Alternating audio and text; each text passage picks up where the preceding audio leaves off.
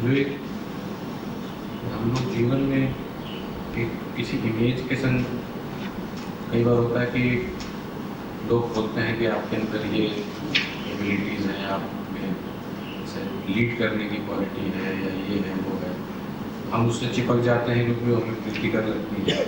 लेकिन वस्तुतः क्या कोई भी इमेज टिकाऊ होती है या इमेज जैसी कोई चीज़ होती है? होती है। जो कल्पना कर रहा है उसके लिए तो कल्पित वस्तु ही सब कुछ है, तो है उसके लिए है जो उस कल्पना में उतरा हुआ है। उस वक्त तो लगता ही है कि है।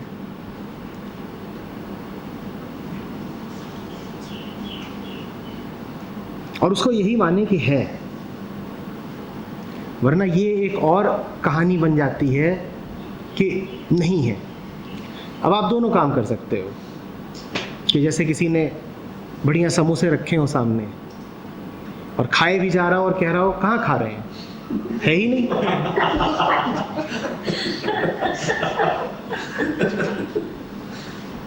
क्यों? अरे समोसा है ही। संतों ने सिखाया असत्ता, अनत्ता, अनस्तित्व। ये भौतिक पदार्थ क्या हैं? ये तो भ्रम है आंखों का। थोड़ी चटनी और डालना।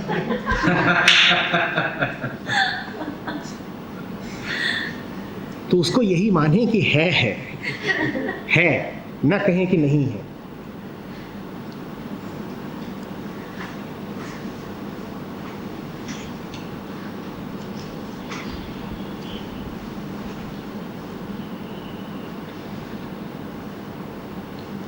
तो अध्यात्म की शुरुआत की थी बड़े छोटे से बिल्ली से की थी। बीच में इतना फैलाव आया, क्या संभव लगने लगा सब। फिर सब समझता जा रहा है, फिर रोजमर्रा का जान सकता है थोड़ा सा। बहुत बढ़िया है, ऐसा ही होता है, ऐसा ही होता है। असल में ये यात्रा वगैरह है ही नहीं, ये तो अपने तक वापस आना है। गोल गोल घूम करके वापस आना है। यहाँ से चलोगे यहीं वापस आना है, तो ऐसे घूमोगे और पुनः वहीं आ जाना है। तो जब वापस आओगे तो वहाँ कुछ बदला हुआ थोड़ी ही पाओगे। कुछ सूक्ष्म सूक्ष्म परिवर्तन तुम में हो गया होता है, वरना तो सब वही रहता है। यहाँ से चलोगे फैलाव बढ़ेगा। फैलाव मतलब जहाँ जाना था वहाँ से दूरी सी बढ़ेगी, लगेगा कि पूरा संसार खुल गया तुम्हारे लिए। फिर वापस आ जाओगे, वापस फिर वैसे ही सब सहज हो जाएगा, बिल्कुल हल्का, सामान्य, ऑर्डिनरी। बुद्ध राज्य छोड़ते हैं, हाँ, समाज छोड़ते हैं, लोगों को छोड़ते हैं, सभ्यता छोड़ते हैं, और फिर पुनः वापस भी तो आते हैं। हाँ, ये पक्का है कि जो गया था वही नहीं लौटा है, लेकिन लौटा जरूर है। जाकर के जंगल में बस नहीं गया है। अब जो लौटा है उसको कहो कि महाजीवन के साथ लौटा है। अब बुद्ध है, गौतम गया था, बुद्ध लौटा है।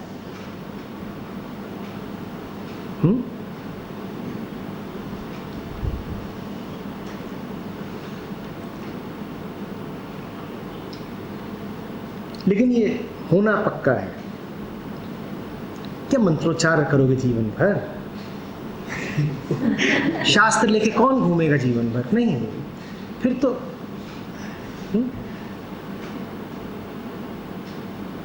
और जिसके जीवन में ये आया नहीं ना कि जीवन पुनः सहज सरल हो जाए,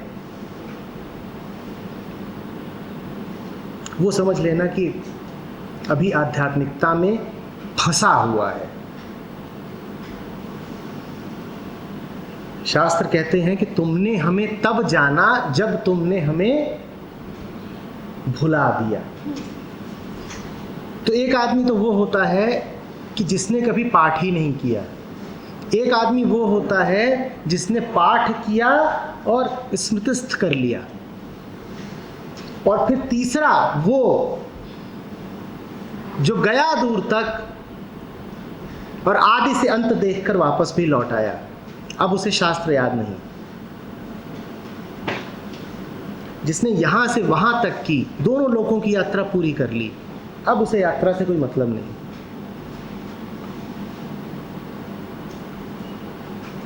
वो वैसा ही हो जाएगा करीब करीब जैसा वो है जिसने शास्त्र कभी पढ़े नहीं, लेकिन दोनों में भेद बड़ा गहरा है।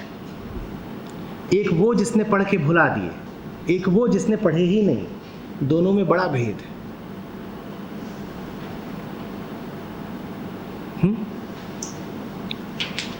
ऐसा ही है कि दो सूखे लोग घूम रहे हो, एक ऐसे सूखा है कि नहा के धो के फिर तौलिया से पोंछ वोछ के सूख गया है, और दूसरा ऐसे सूखा है कि कभी नहाया ही नहीं। सूखे दोनों हैं, लेकिन इसका अर्थ ये नहीं कि तुम गीले ही रहे हो।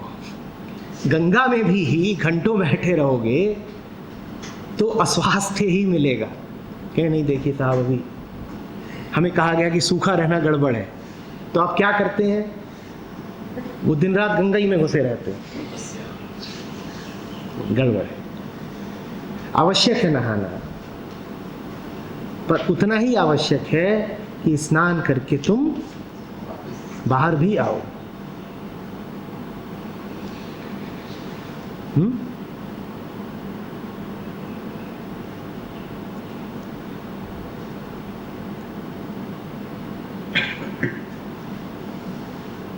पर ये जो बात अभी बोली, ये उन पर ज़्यादा उपयुक्त है जो स्नान की दिशा में बढ़ रहे हों। अन्यथा बड़ा आसान है इन वचनों को न नहाने का बहाना बना लेना। नहीं था नहाना,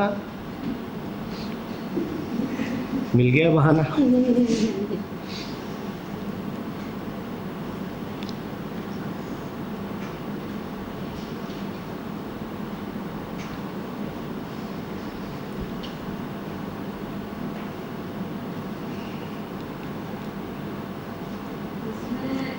बुद्ध का है, उसमें एक जगह आता है कि जब लौटते हैं तो उनकी माँ कहती है कि जो तुमने बाहर पाया क्या वो घर में रह के नहीं पा सकते थे?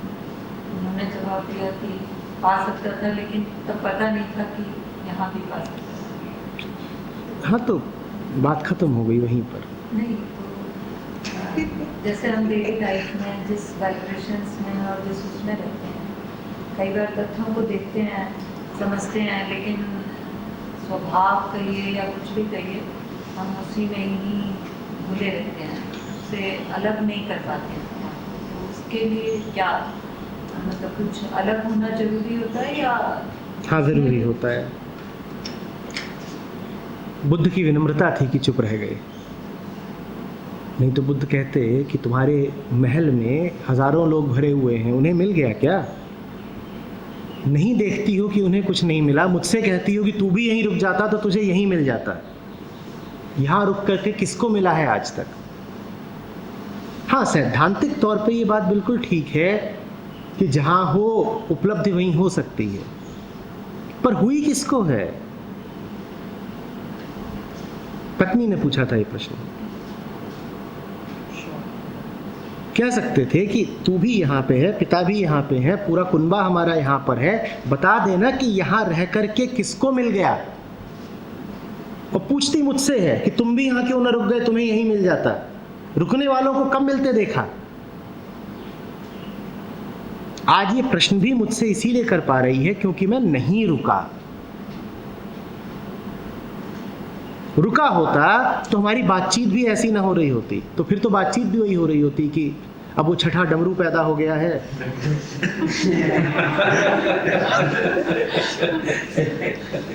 फिर तो बातचीत भी यही हो रही होती। अब गया हूँ, लौटा हूँ, तो कम से कम कोई आध्यात्मिक विषय है, जरा सत्य की बात हो रही है। नहीं तो बड़े दिनों बाद लौटे थे, 10 साल 12 साल बाद लौटे थे। 12 साल में 6 डमरू पक्के थे।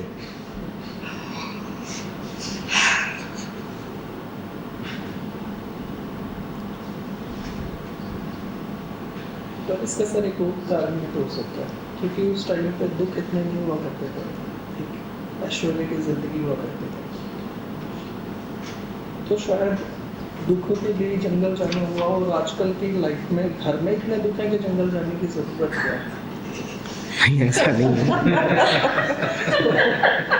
दुख सर्वदा रहे हैं, दुख सदा रहे हैं। हम कृत्रिम तरीके से दुखों के विरुद्ध एक बाड़ लगा सकते हैं, पर रहे। प्रमाण यही है कि बुद्ध के पिता थे, उन्होंने 1000 तरीके से बुद्ध को सुरक्षित रखना चाहा दुखों से। दुख यदि होते नहीं तो सुरक्षित रखने के प्रयत्न का भी क्या सवाल था। दुख यदि होते नहीं तो इतने प्रयत्न ही क्यों किए जाते उन्हें दुखों से सुरक्षा देने के। दुख तो थे, और जहां जरा सा बुद्ध निकले अपने महल से बाहर, दुख ही दुख दिख गए। एक छोटी सी यात्रा पर ही तो निकले थे कि आओ संध्या भ्रमण कराते हैं, और निकले होंगे 15 मिनट नहीं तो आधा घंटा। इतने में एक के बाद एक झांकियां, कोई बूढ़ा है, कोई मर रहा है, कोई दुखी है। आधे घंटे में ही दुनिया के दुख दिख गए। और क्या लगता है आपको, दुखी न थे? जो आदमी रात के समय चुपके से पत्नी को छोड़ के जा रहा हो, वो दुखी नहीं था? कैसा लगा होगा उसे? चुपचाप उठा होगा, पत्नी लेटी है, बालक है, शिशु वो पड़ा हुआ है, छुआ होगा दोनों को, विदाई दी होगी, चल दिए होंगे।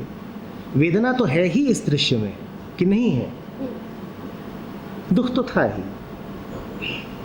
कुछ विशेष परिवर्तन नहीं आ गया है। आदमी का मन करीब करीब वैसा ही है जैसा सदा से रहा है। परिस्थितियां बदली हैं, विज्ञान तकनीक इनका विकास हुआ है, हमारे रहने खाने पीने तौर तरीकों में, राजनीतिक व्यवस्थाओं में कुछ सतही बदलाव आए हैं, लेकिन मूलतः हम वैसे ही हैं जैसे थे। और उसका प्रमाण ये है कि आप आज भी पुराने ग्रंथों से रिलेट कर सकते हो, उनसे संबंध बना सकते हो। पुरानी कहानियां, पुराने गीत आपको आज भी सार्थक लगते हैं कि नहीं लगते? आप आज से 1000 साल पहले का कोई गीत उठा लेते हो, वो आज भी प्रासंगिक लगता है या नहीं लगता? इससे क्या सिद्ध होता है कि जिस मन ने वो गीत लिखा था वही मन आज उस गीत को सुन भी रहा है। जिसने लिखा वही सुन रहा है, मतलब परिवर्तन हुआ नहीं।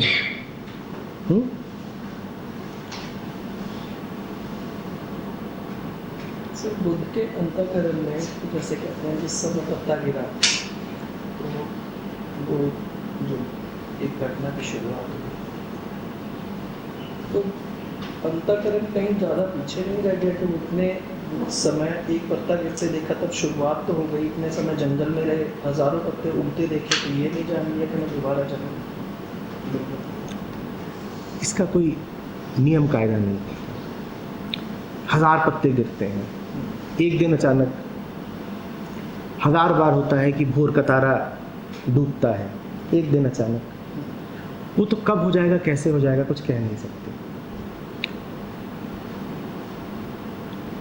नियम कायदा बना लिया तो बड़ी चूक और हो जाएगी।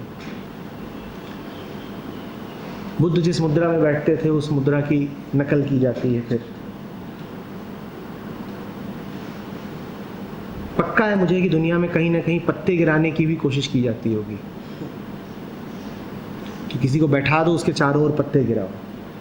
कि जैसे गिरता पत्ता देख के लाओ त्ज़ू को कुछ कौंध गया था। अरे भाई, लाओ त्ज़ू की तैयारी पूरी थी। लाओ त्ज़ू उस जगह पर खड़ा था जहां एक पत्ता भी काफी था। किसी के साथ समाधि रखी, किसी ने ग्रेविटी ढूंढी। हाँ,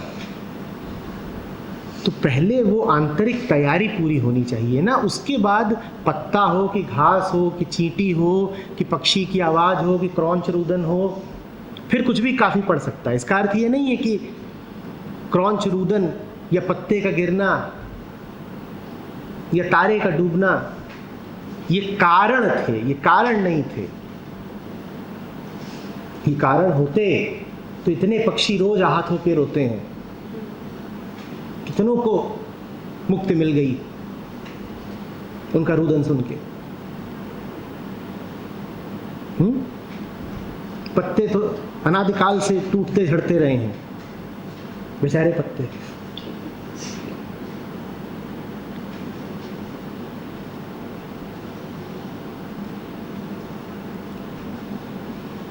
ओशो कहते थे सर, जहाँ पे आपको क्रांति वहीं घटेगी, कहीं जाने की जरूरत नहीं है। गरज छोड़ने के, हालांकि वो इस चीज़ के विरोध में थे जो लोग गरज छोड़ के भागे, उनका खुद का मुझे पता है क्या था।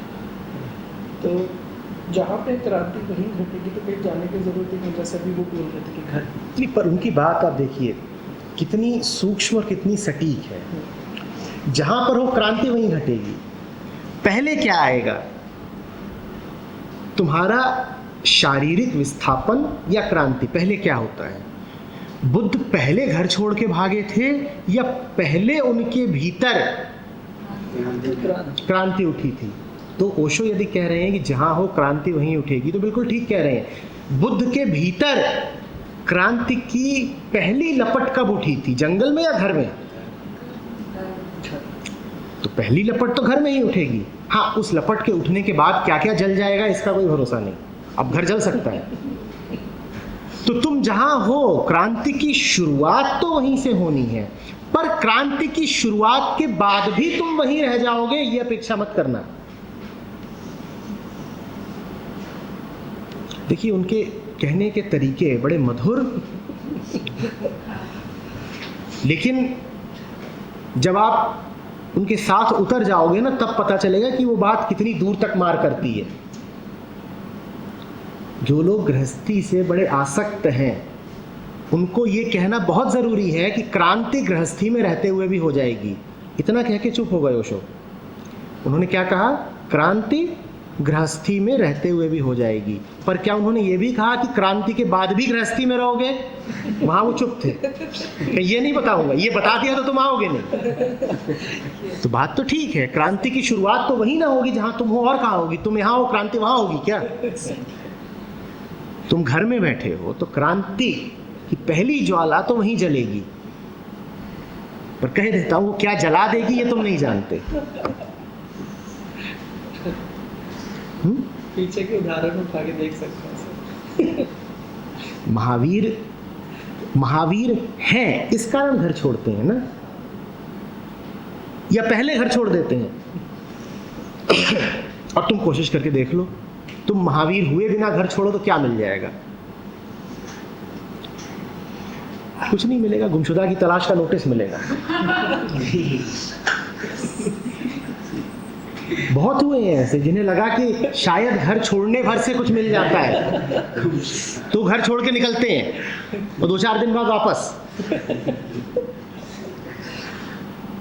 घर छोड़ना थोड़ा ही प्राथमिक है, भीतर से कुछ होना भी तो चाहिए ना। वो क्रांति है, वो पहले हो। उसके बाद घर छोड़ो नहीं छोड़ो वो तुम परमात्मा पे छोड़ दो। वो चाहेगा कि घर में रहो तो तुम घर में रहोगे, वो चाहेगा कि छोड़ ही दो तो छोड़ भी दोगे। पहले अविरोध जन्मेगा। हाँ, पहले क्रांति होने तो दो। और क्रांति बुद्ध के साथ भी घटित कब हुई? जब जीवन के संपर्क में आए, वरना तो अपना कृत्रिम जीवन जीते रह सकते थे।